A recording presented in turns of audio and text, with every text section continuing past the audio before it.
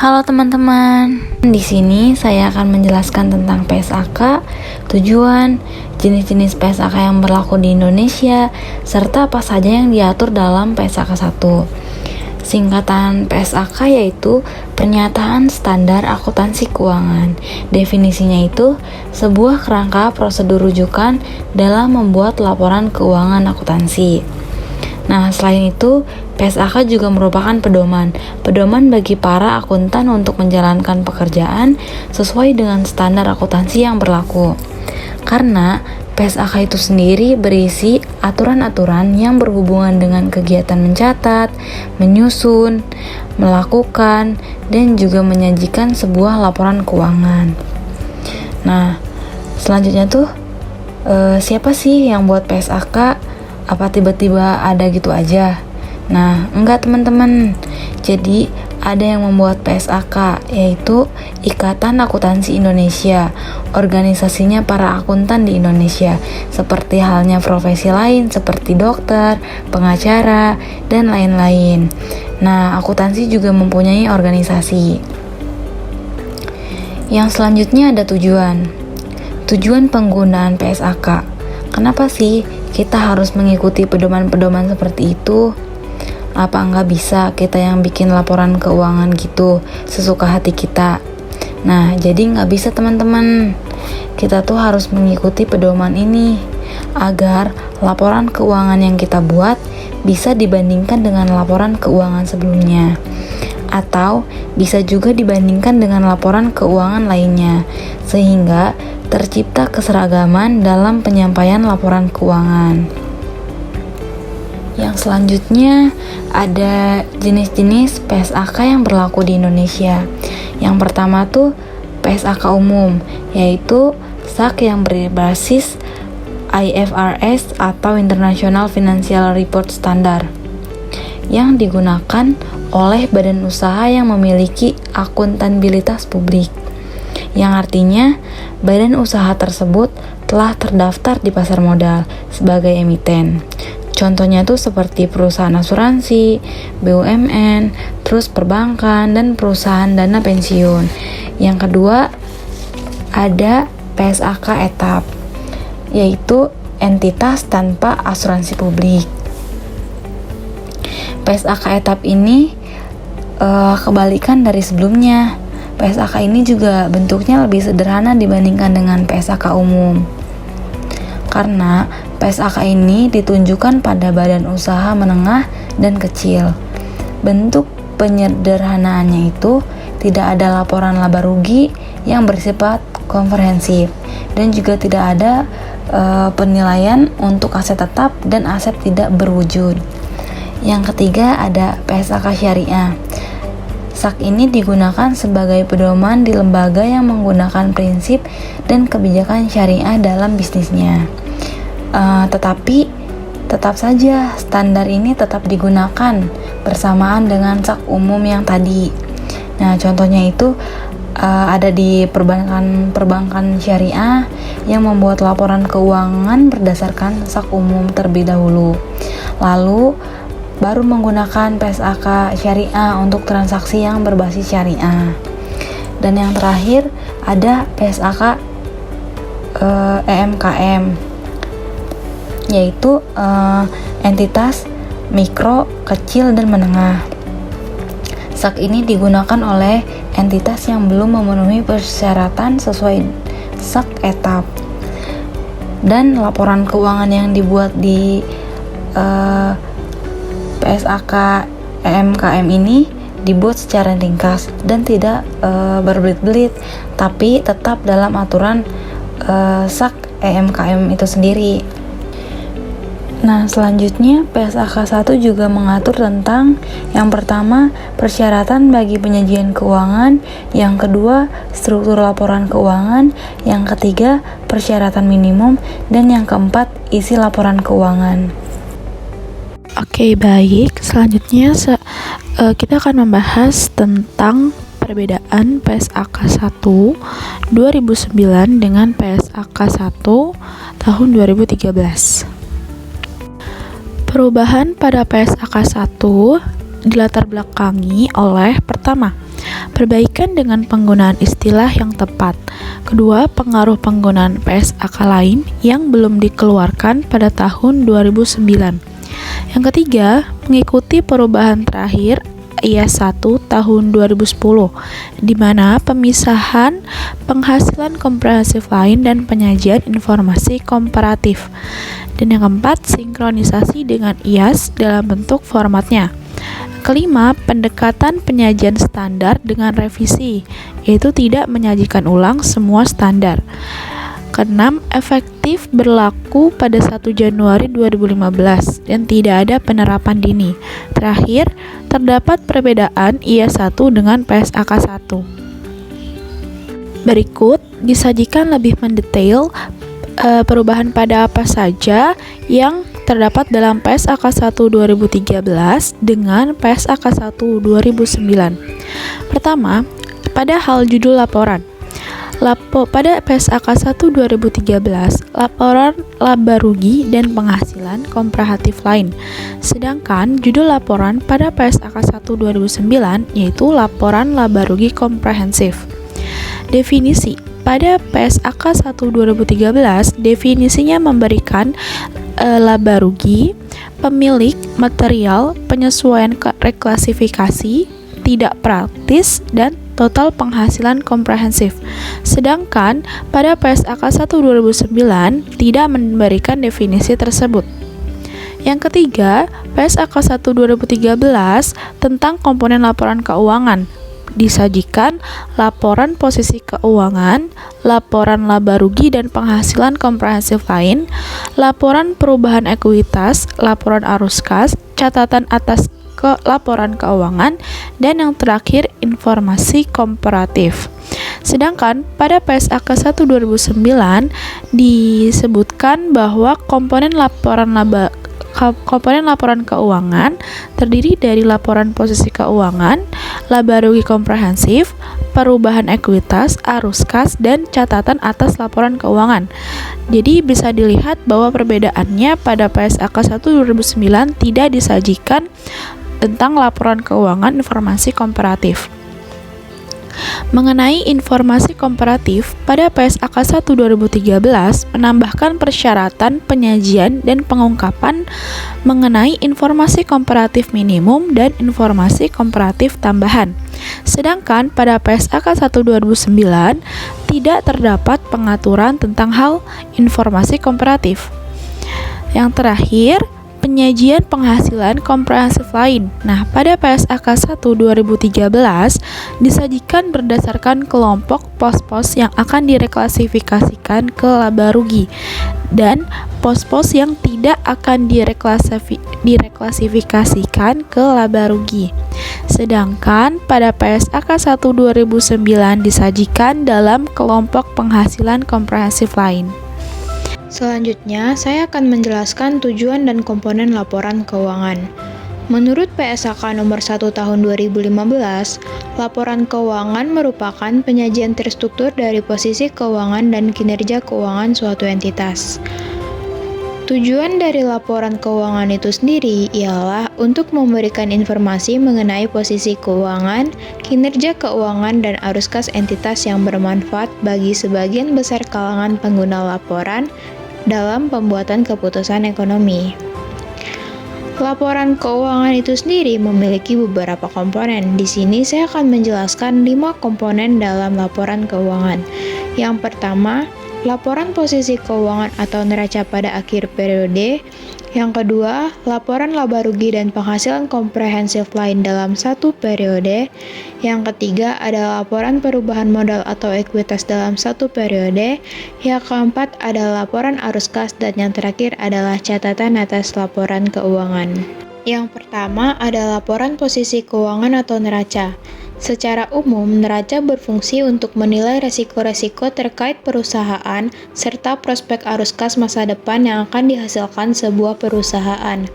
Pengguna laporan keuangan akan menggunakan informasi yang terkandung dalam neraca untuk mengevaluasi struktur pendanaan, menganalisis likuiditas, menilai fleksibilitas keuangan, serta menilai solvabilitas. Yang kedua adalah laporan laba rugi atau income statement. Sesuai dengan namanya, Laporan laba rugi atau income statement berfungsi untuk memberikan informasi mengenai kondisi suatu perusahaan. Apakah perusahaan tersebut memperoleh laba atau merugi pada setiap periode akuntansinya. Kemudian yang kedua, menjadi bahan referensi untuk evaluasi pihak manajemen perusahaan dalam menentukan berbagai langkah yang harus diambil di periode berikutnya. Fungsi yang ketiga, membantu proses analisis usaha sehingga dapat mengukur perkembangan suatu entitas bisnis. Dan yang keempat, menjadi cerminan profil suatu entitas bisnis bagi calon investor maupun kreditur yang akan melakukan transaksi bisnis dengan perusahaan tersebut. Di dalam laporan laba rugi terdapat penghasilan komprehensif lain. Penghasilan komprehensif lain ini terdiri dari yang pertama, selisih revaluasi aktiva tetap, yang kedua, perubahan nilai investasi available for sales, dan yang ketiga adalah dampak transaksi atas laporan keuangan. Penyajian penghasilan komprehensif lain dapat dilakukan dengan dua cara. Yang pertama menggunakan cara tunggal dan yang kedua ialah dengan penyajian dengan dua laporan. Penyajian dengan dua laporan di sini, yang pertama kita membuat laporan laba rugi tanpa penghasilan komprehensif lain, dan yang kedua membuat laporan laba komprehensif dimulai dari laba atau rugi bersih. Yang ketiga ada laporan perubahan modal atau return earning statement. Tujuan dari laporan perubahan modal di sini yang pertama ialah untuk mengikhtisar aktiva pembayaran dan investasi serta dana yang dihasilkan selama satu periode akuntansi. Dan tujuan yang kedua ialah untuk menyajikan pengungkapan perubahan modal kerja. Yang keempat ada laporan arus kas atau statement of cash flow. Tujuan dari statement of cash flow ini adalah mensyaratkan ketentuan atas informasi mengenai perubahan historis dalam kas dan setara kas suatu entitas melalui laporan arus kas yang mengklasifikasikan arus kas berdasarkan aktivitas operasi, investasi, dan pendanaan selama suatu periode. Perusahaan menyusun laporan arus kas sesuai dengan persyaratan dalam pernyataan ini dan menyajikan laporan tersebut sebagai bagian tak terpisahkan dari laporan keuangan untuk setiap periode penyajian laporan keuangan. Komponen laporan keuangan yang terakhir adalah catatan atas laporan keuangan.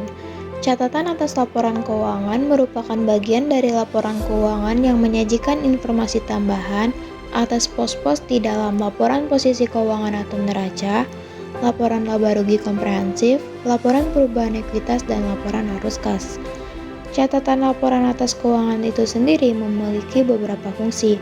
Yang pertama ialah menunjukkan gambaran umum dari suatu perusahaan yang terdiri dari informasi riwayat perusahaan, akte pendirian, aktivitas usaha, tanggal, nomor, dan jenis penawaran apabila sudah terdaftar di Bursa Efek, dan struktur perusahaan, karyawan, direksi, dan lain sebagainya. Fungsi yang kedua, menyajikan informasi tentang metode atau landasan dasar apa yang dipakai dalam melakukan perhitungan atau penyusunan laporan keuangan. Fungsi yang ketiga, menyajikan informasi tentang ekonomi makro dan kebijakan fiskal. Fungsi yang keempat, menyajikan suatu ikhtisar terhadap sukses atau tidaknya target keuangan dari perusahaan selama periode tertentu. Dan fungsi yang terakhir, menjelaskan atau menjabarkan berbagai pos yang disajikan dalam laporan keuangan. Nah, selanjutnya saya ingin menjelaskan mengenai materi penyajian laporan keuangan. Yang pertama itu ada laporan posisi keuangan atau neraca. Apa sih itu neraca? Neraca adalah laporan keuangan yang menyajikan aktiva, kewajiban, dan modal perusahaan pada periode tertentu. Contohnya pada periode akhir bulan, akhir semester, dan akhir tahun.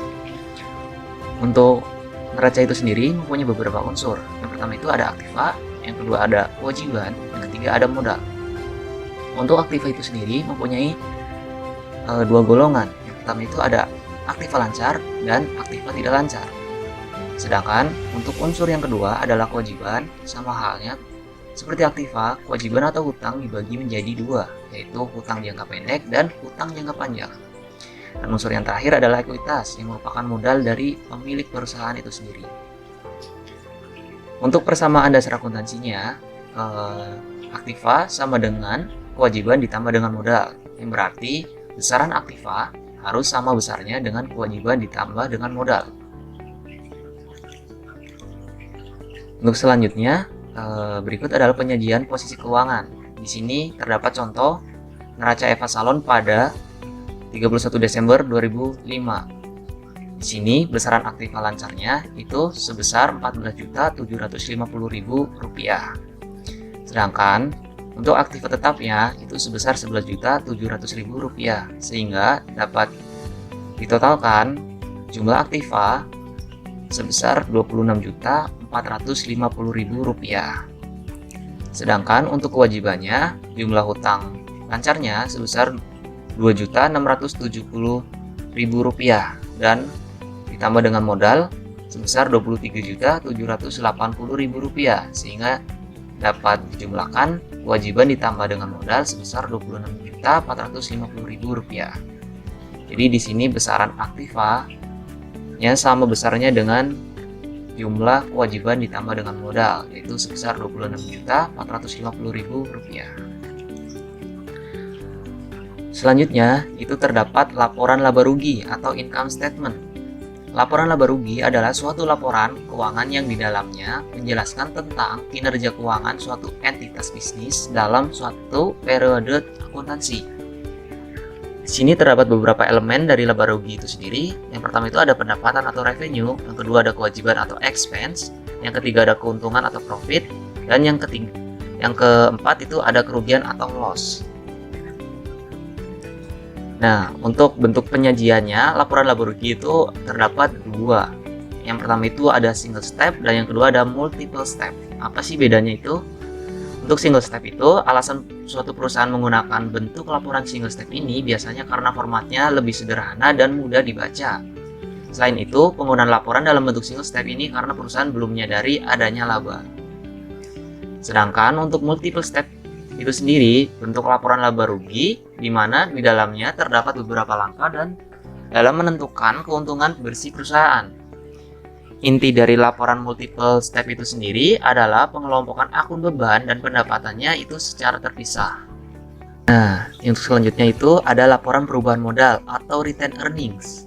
Laporan perubahan ekuitas adalah laporan keuangan yang mencatat informasi tentang penyebab bertambah dan berkurangnya modal selama kurun waktu tertentu.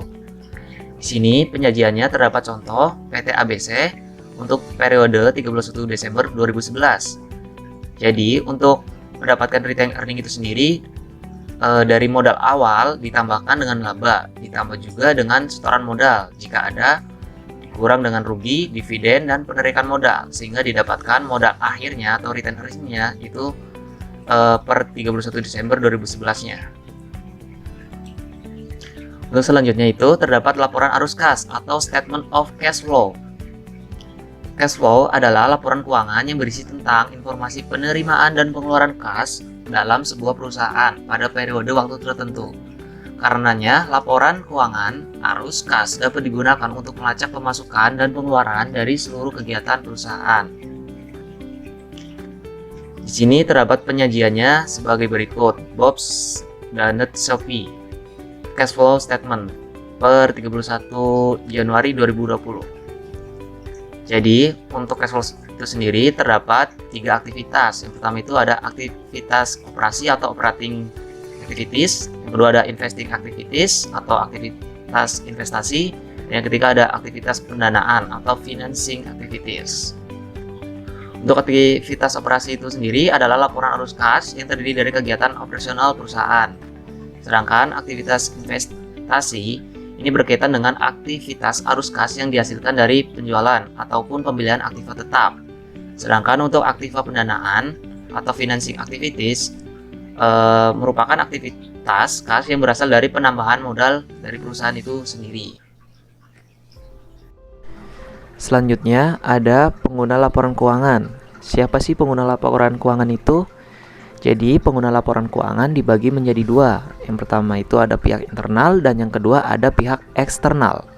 Untuk pihak internal, yang pertama itu ada pemilik perusahaan. Jadi pemilik perusahaan merupakan pihak yang secara langsung berkaitan dengan aktivitas operasional perusahaan. Pemilik perusahaan sangat membutuhkan laporan keuangan untuk melihat besaran laba perusahaan. Karena dengan laporan tersebut, pemilik perusahaan akan dapat menilai bagaimana jalannya perusahaan dari waktu ke waktu, apakah perusahaannya mengalami keuntungan atau kerugian. Yang kedua ada manajemen perusahaan. Manajer membutuhkan laporan keuangan karena untuk memastikan laporan kinerja yang telah dicapainya, apakah berjalan secara lancar atau tidak. Selain itu, untuk mengetahui bagaimana kondisi perusahaan secara keseluruhan pada periode tertentu. Dari laporan tersebut, manajer dapat melihat apakah perusahaan mengalami keuntungan atau kerugian, sehingga manajer dapat membuat keputusan di masa yang akan datang. Laporan keuangan juga dapat menjadi bahan evaluasi dan arahan kepada manajer perusahaan untuk mempertimbangkan adanya perubahan dari sisi strategi, operasi, dan pendanaan. Yang ketiga ada karyawan. Karyawan perusahaan membutuhkan informasi mengenai tingkat profitabilitas dan tingkat kestabilan perusahaan. Karyawan ingin tahu informasi untuk mengetahui kemampuan perusahaannya dalam memberikan tingkat upah atau gaji mereka.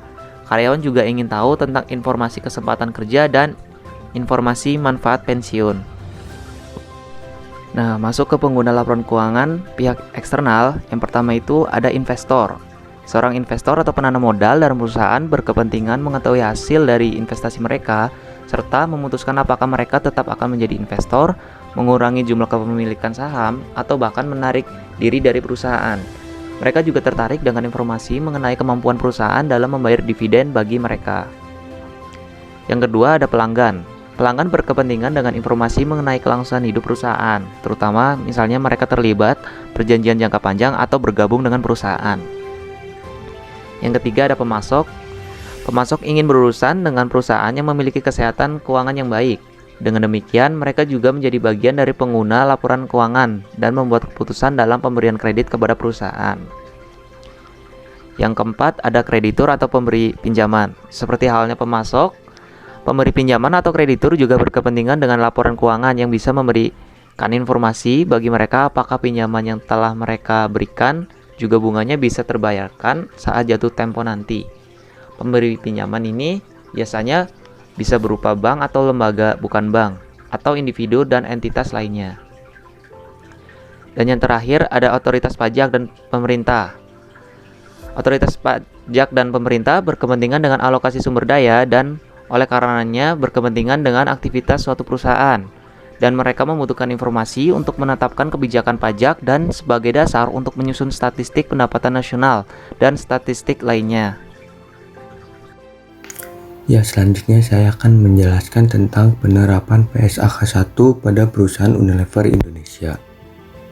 Berdasarkan kuantitatif informasi keuangan menurut IAL, laporan keuangan PT Unilever Indonesia sudah termasuk dalam kategori 4 karakteristik pokok pembuatan informasi keuangan, yaitu yang pertama dapat dipahami, karena informasi yang disajikan pada laporan keuangan perusahaan Unilever Indonesia adalah informasi yang berkualitas dan dapat dipahami dengan mudah oleh para pengguna informasi tersebut.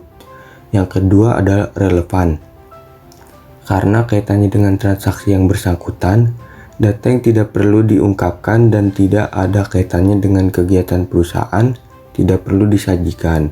Dengan demikian, para pemakai laporan keuangan dapat mengambil keputusan yang relevan dari informasi yang dibaca. Yang ketiga ada tepat waktu, karena laporan keuangan perusahaan Unilever Indonesia sudah memiliki periode pelaporan, sehingga jelas batas pelaporan dari perusahaan yang akan dilaporkan. Biasanya waktu penyajian dinyatakan dengan jelas dan disajikan dalam batas waktu yang wajar, sehingga dapat digunakan oleh manajemen untuk mengambil keputusan. Yang terakhir ada dapat diuji kebenarannya, karena data dan informasi yang disajikan dalam laporan perusahaan Unilever Indonesia dapat ditelusuri kepada bukti asalnya, baik dalam bentuk dokumen dasar, formulir berharga, maupun fisik aktiva bersangkutan. Berikut ini ada penyajian laporan posisi keuangan perusahaan Unilever Indonesia. Dari laporan posisi keuangan tersebut, dapat diketahui bahwa perusahaan Unilever telah mengikuti PSAK 1 yang berlaku di Indonesia. Hal ini dibuktikan dengan adanya analisis laporan posisi keuangan pada perusahaan Unilever Indonesia. Penggolongan aktiva dan pasiva di dalam laporan posisi keuangan perusahaan Unilever Indonesia sudah mencakup pos-pos berikut. Yang pertama ada harta atau aset, yang terdiri dari aset lancar, investasi jangka panjang, aset tetap berwujud, aset tetap tidak berwujud, aset atau harta lainnya. Yang kedua ada liabilitas, yang terdiri dari liabilitas jangka pendek, liabilitas jangka panjang, dan liabilitas lainnya. Yang ketiga ada ekuitas, yang terdiri dari modal saham yang beredar, cadangan-cadangan, dan laba yang dibagi. Dan laporan posisi keuangan perusahaan Unilever Indonesia sudah disusun berdasarkan yang pertama sifat dan likuiditas aset, yang kedua fungsi aset tersebut dalam entitasnya, yang ketiga jumlah sifat dan jangka waktu liabilitas. Selanjutnya, ini adalah penyajian laporan laba rugi perusahaan Unilever Indonesia. Dari laporan laba rugi tersebut dapat diketahui bahwa perusahaan Unilever telah mengikuti PSAK 1 yang berlaku di Indonesia. Hal ini dibuktikan dengan adanya analisis laporan laba rugi komprehensif pada perusahaan Unilever Indonesia. Laporan laba rugi komprehensif sudah menyajikan pos-pos sebagai berikut. Yang pertama ada pendapatan, yang kedua biaya keuangan, yang ketiga bagian laba rugi dari entitas asosiasi dan joint ventura yang dicatat dengan menggunakan metode akuitas, yang keempat beban pajak, yang kelima suatu jumlah yang mencakup total dari laba rugi setelah pajak dari operasi yang dihentikan, dan keuntungan atau kerugian setelah pajak yang diakui dengan pengukuran nilai wajar yang dikurangi biaya untuk menjual atau dari pelepasan aset. Yang terakhir ada laba rugi. Berikut ini adalah penyajian laporan perubahan ekuitas perusahaan Unilever Indonesia. Dari laporan perubahan ekuitas tersebut dapat diketahui bahwa perusahaan Unilever telah mengikuti PSAK yang berlaku di Indonesia. Hal ini dibuktikan dengan adanya analisis laporan perubahan ekuitas pada perusahaan Unilever Indonesia. Pada laporan perubahan ekuitas Unilever Indonesia di atas bisa dilihat jumlah ekuitas yang mengalami penurunan, di mana ekuitas tahun sebelumnya sebesar 6,8 triliun, sedangkan tahun yang sedang berjalan ekuitasnya menurun hingga 6,4 triliun. Penurunan ekuitas Unilever Indonesia diakibatkan dari penurunan laba bersih atau penurunan dari 5,5 triliun ke 5,4 triliun. Dari satu sisi, Unilever Indonesia juga membayar dividen selama 2 tahun, di mana nilai dividen yang dibayarkan berkurang, dan secara keseluruhan total ekuitasnya juga mengalami penurunan. Sehingga kalau dari sisi laporan perubahan ekuitas dapat disimpulkan bahwa perusahaan Unilever Indonesia memiliki ekuitas kurang baik. Jadi laporan ekuitas yang bagus adalah ekuitas yang naik, dan kenaikan ekuitas yang bagus adalah kenaikan ekuitas yang disumbangkan dari kenaikan saldo laba. Berikut ini adalah penyajian laporan arus kas perusahaan Unilever Indonesia. Dari laporan perubahan ekuitas tersebut dapat diketahui bahwa perusahaan Unilever telah mengikuti PSAK yang berlaku di Indonesia. Hal ini dibuktikan dengan adanya analisis laporan arus kas pada perusahaan Unilever Indonesia. Laporan arus kas konsolidasi disusun dengan metode langsung, dan arus kas dikelompokkan atas dasar aktivitas operasi, investasi, dan pendanaan. Berdasarkan analisa laporan keuangan pada perusahaan Unilever Indonesia, semua sudah menggunakan laporan keuangan secara benar dan sudah mencakup semua aspek yang tertera pada aturan-aturan dengan prinsip-prinsip akuntansi yang berlaku umum di Indonesia. Sekian hasil presentasi dari kelompok kami. Terima kasih.